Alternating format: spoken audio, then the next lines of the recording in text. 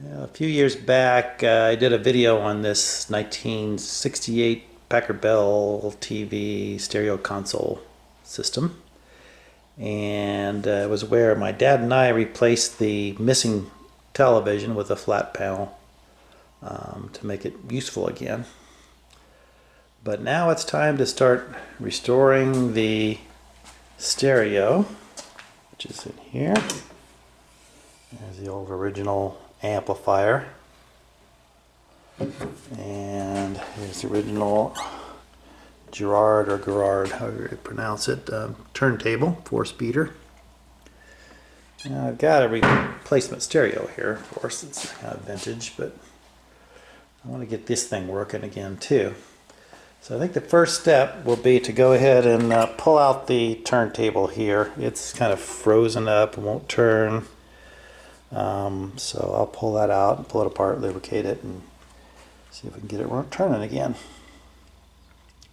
And then after that, I'll go ahead and pull the amplifier out, and may have to take that back to the Virginia workshop, because I don't know that I have all the parts here to restore it. And I do have them back there. But should be able to get this thing going. I pulled out the TV. Here's the back of it. And of course, here's where the original tube type television would have been. And you can see there's the flat panel mounted in there. And we got some wires. I think this may, I disconnected that from there. That goes, it looks like, from the amplifier over to the turntable. There's also a couple other few wires here. This one goes to the speaker jack. That's the red and white, and this green and black one seems to go up here to the radio. There.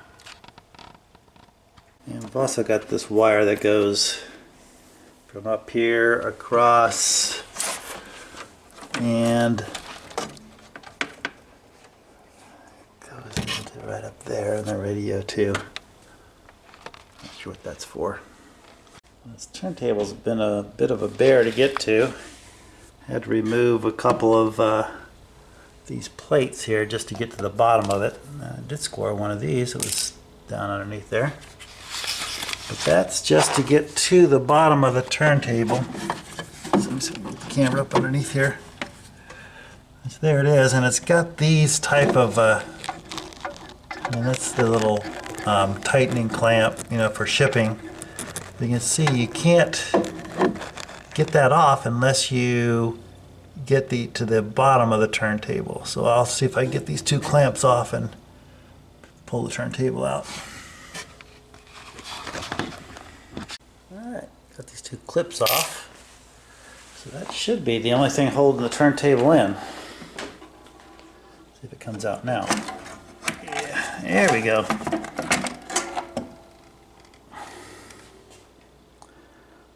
That's the hole that it came out of, and here's the Garrard turntable, which needs some little maintenance. Right, I got the Garrard out here on the workbench. It's still pretty stiff and locked up. Looked on the bottom here, and doesn't look too bad. Everything looks like everything's there, of course, but mostly just some old grease. It's dried up and gotten stiff. So I'm pretty confident I'll be able to get this thing rolling here. So the cartridge, that's one thing that's an iffy. Little picture of this.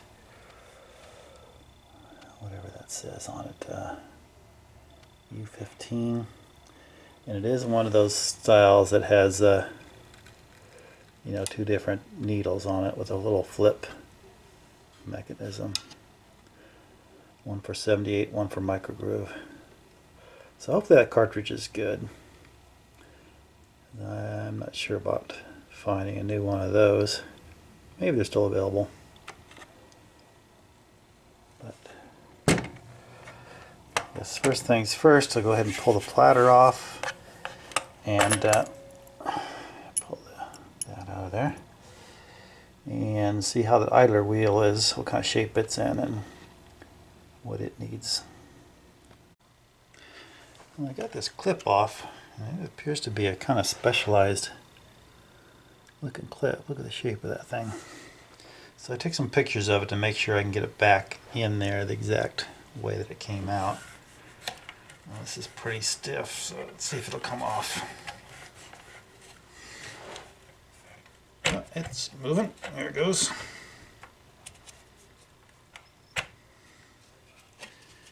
Okay. That was some old sticky grease. Let's make sure that doesn't have any. And it doesn't. All the.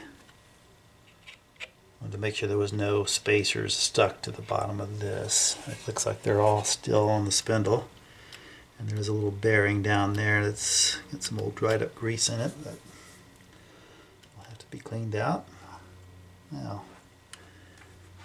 ooh, that idler wheel looks pretty good. I may not need to do anything to that. I don't have any rubber renew here, unfortunately. I may have to buy some. Leave it here. I bet that's going to be okay. I don't know if you can see that too, right there. You can see this multi-sized motor spindle. So when you, let me show this, as you change this, see how it adjusts the idler wheel up and down to ride on different layers of this little motor spindle to get different speeds. The motor is free. I probably will go ahead and pull it apart and lubricate it. And oh boy, that cycle gear is locked up. It's moving, yeah, but it's probably going to need to pull that off, pull the cycle gear off, and clean and lubricate it too. So there we go, doesn't look too bad. Alright, just using a Q-tip and some isopropyl alcohol to clean out the two bushings or bearings on the platter, and lubricating a little bit with some 3-in-1 oil in the shaft. Now, I mean, this wouldn't turn at all. It was really locked up before, but now that's already moving freely, and I haven't even cleaned the bearing out yet, because I'll show you why. It appears this bearing here is not removable for cleaning unless you pull the cycle gear off, which I was going to do anyway. So that's probably the next step. Pop that C-clip off, pull the cycle gear, pull the bearing out, clean it out, relubricate it, put it back together. Alright, I already got that little C-clip off for the cycle gear, and it was pretty stiff, but managed to get it off, so I will go ahead and clean that out. And what I'm going to do is, this grease still looks pretty pliable, so what I'll do is just take some of that and kind of just re-grease that groove there. That's, well, I don't know, maybe I want to remove that. Let's see, is it sticky? It's not really sticky, so I think that'd probably be okay to go ahead and use that. I'll go ahead and lubricate the little trip lever here. It's pretty free. I'm not going to pull that apart because I don't think I really need to. I'll just make sure it's got a little oil on it and freely flipping, which it is. This is what senses the into the record. That's moving well. So what we'll do, put a little alcohol on this cycle cam. Clean that out. And then clean the shaft.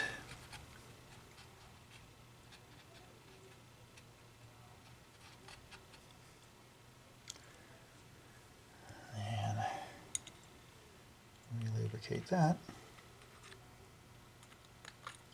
Some 3-in-1. See how it goes. Oh yeah, that's much nicer. It's moving very freely.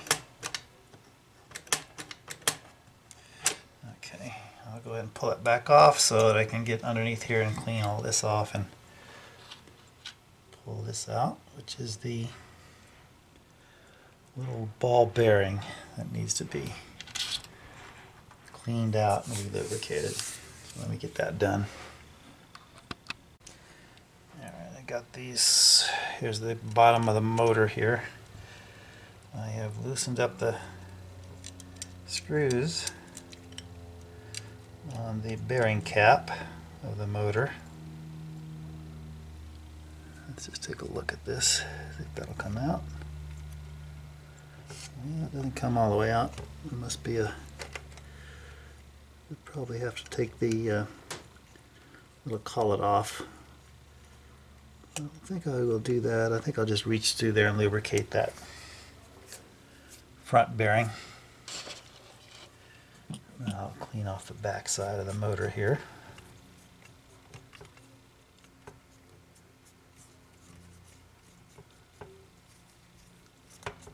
Get some of the dust bunnies out. Then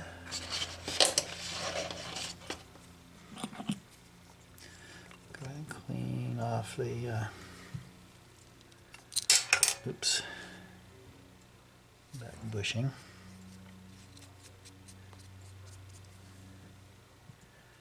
Get a little oil in there.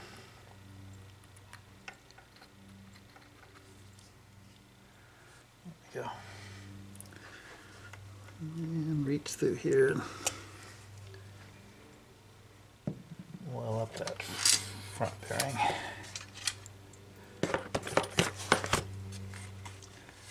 Probably can't see this on camera, but you can see how this motor moves. I'm just going to reach through there with my needle oiler. Get a little oil in the shaft, and that should lubricate that front bearing.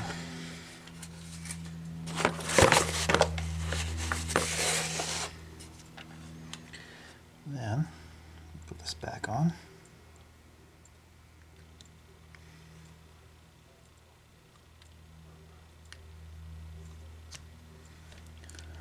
There we go. Put the screws back in, and that'll be the back bearing lubricated. And we'll be ready to try to wire this thing up and make it work.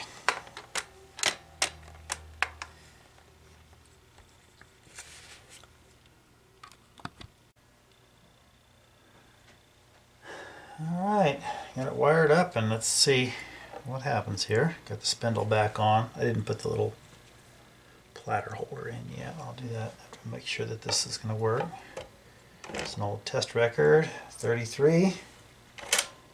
Hit on. Drops it. It seems to slow down a little bit during the cycling. So, there we go. And it's playing. Now I can cycle it off by hitting the off. Let's see how it slows down.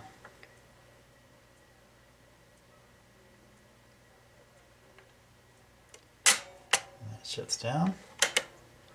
And manual. So it gets to the run out groove.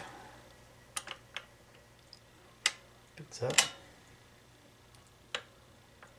You can see the record almost stops.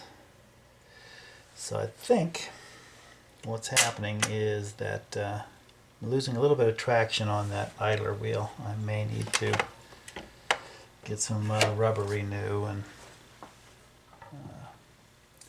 use it on that. And so get to be a little bit more sticky. So we'll check the speed here.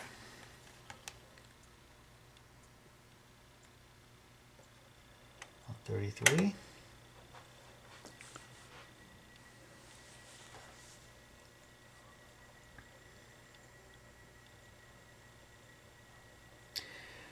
luckily it seems to be pretty accurate. I've already checked it on all the speeds, all 16, 33, 45, and 78.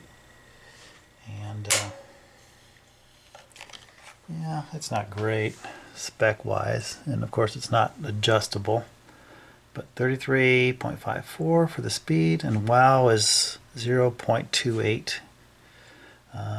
You know, no match for a modern turntable, but I think it'll play okay. So there we go.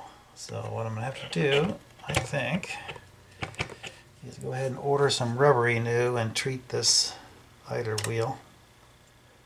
And then we'll have to hook an amplifier up to the cartridge and see if it's any good.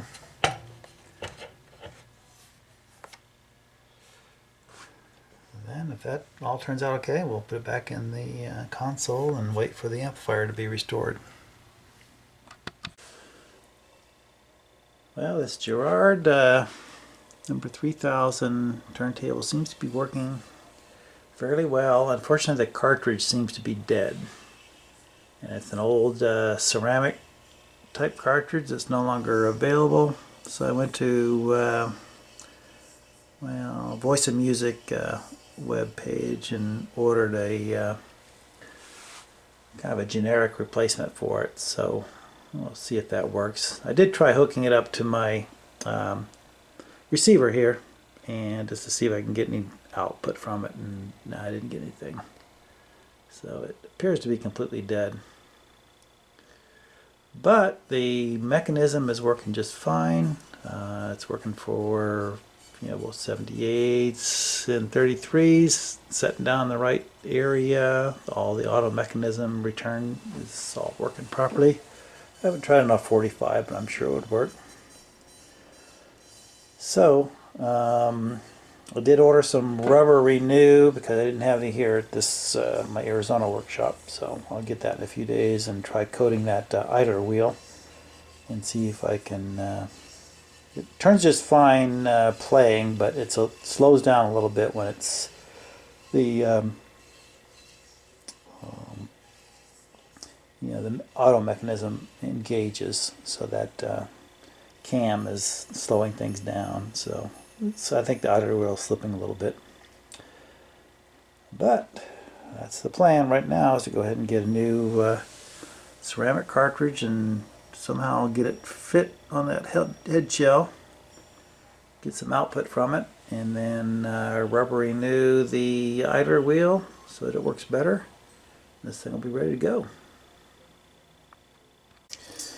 Well, I can't get the 45 adapter to go on the spindle. It's supposed to just slide down, but I think it may have been broken back in the 60s or 70s. I did notice a little piece of plastic that's come out of this thing as I was rattling around, so yeah, that may not work properly, but it does. If I had a little adapter here, I think it would probably work okay. But it's playing at the right 45 speed, and all the rest of the auto mechanism is working. So just can't use that guy.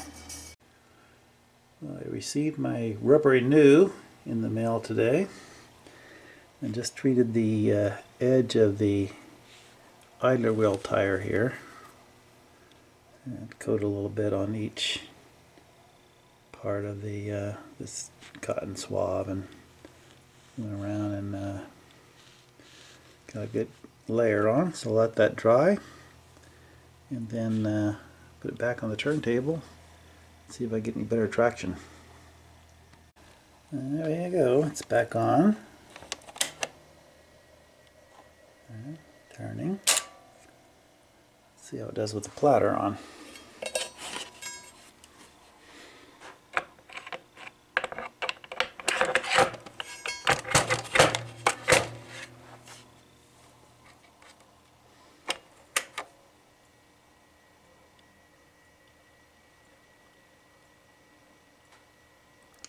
Alright, here's the real acid test. I'm going to try it with a record.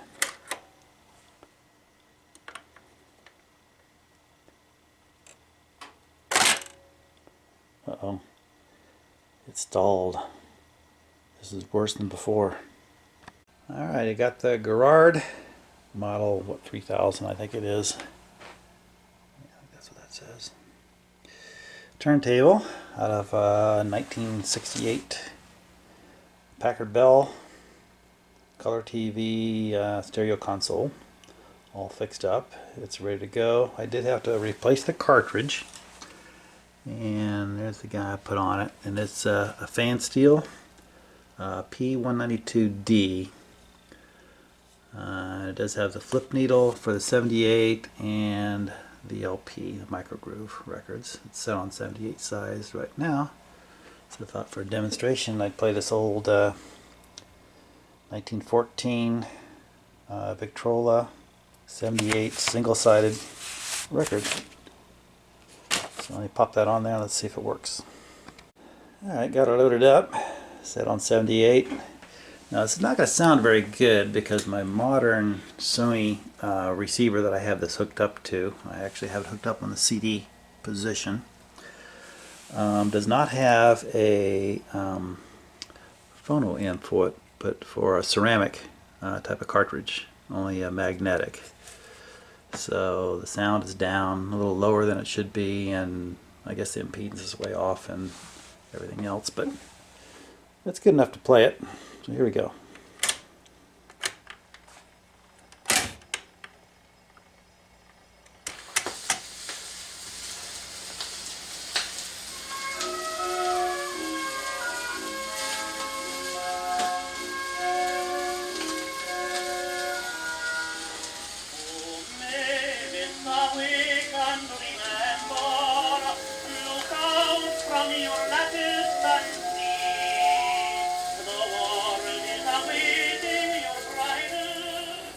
Doesn't sound great, but then that record is over 100 years old, and you know, we got the mismatch with the input, but it's working. You're getting sound out of both sides of the needle, right and left.